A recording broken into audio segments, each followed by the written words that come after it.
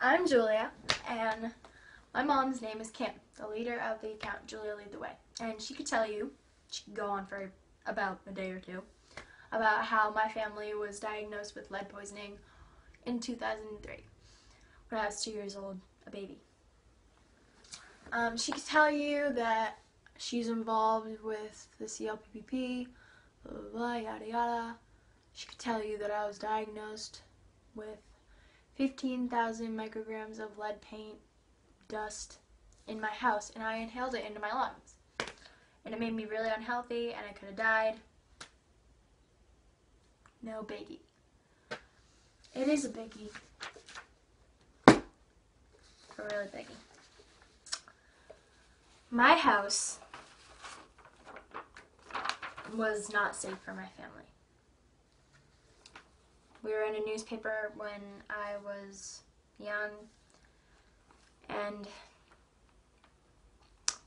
it's saddening to know that my family had to go through this. Botched cleanup job has left Abington family without a home.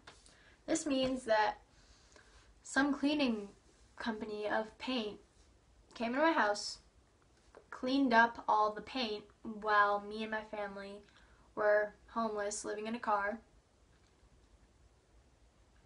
Came home, cups with cigarettes in them, all of the jewelry was gone, and our house was even more dangerous to live in. So we had to live in a hotel. And I know that I had gone to Mom's door and said, "Julie, go home now. Julie, go home now." Because I wanted to go home. I was young and I was only a toddler and I didn't understand.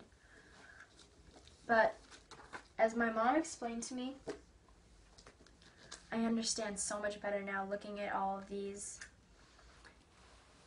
And I don't know all the big vocabulary words. I don't know how close I was to dying. And I'm lucky to be standing here today to tell my story to people. And I'm lucky that after 11 years I'm still standing here healthy and I'm well.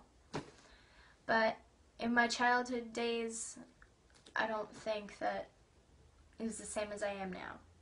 That paint, it really got in my system and it hurt me. I have ADD now.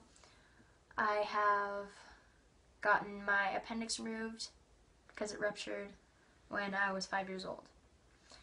And maybe this wouldn't be likely to happen to me if my family wasn't exposed to all of this.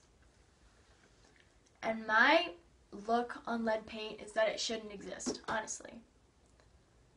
It's put in buildings, houses, as I've said before, that children live in. And they might not know better. They could lick the walls, they could chip off the paint, they could just touch it, lick their hand, and they could get extremely sick and maybe even die. And it's just not fair that after such a long time, these adults that call themselves smart, they still don't take charge and they don't go and paint the walls with safe paint, and they don't take care of it. They just say, "Oh, you're crazy, you have no idea what you're talking about, that child's gonna be fine." And they don't understand that this is just as dangerous as cancer. It can cause cancer too, not to mention. Childhood lead poisoning is not something that should ever concern a family, because it's life-threatening, sometimes life-ending, as said before. It causes sicknesses, and it can mess up your brain for the rest of your entire life.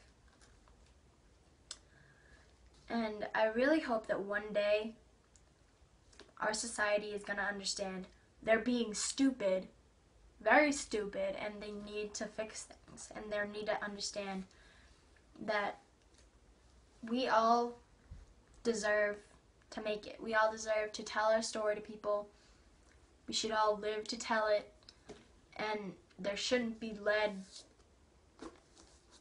that has to do this to all these families. And if you're suffering from this and people don't listen, how's it going to get better? It won't. And just one day I hope that every building, home will be safe for children, and someday our society is going to understand that it's a big problem and it needs to be addressed, because I know what I've been through and I don't like that so many children have to go through it too. So thank you for taking the time to listen to me go on about lead paint, and I hope that you see it a little bit better now, the way I do, and realize that it's ending lives and it needs to be fixed. Thank you so much.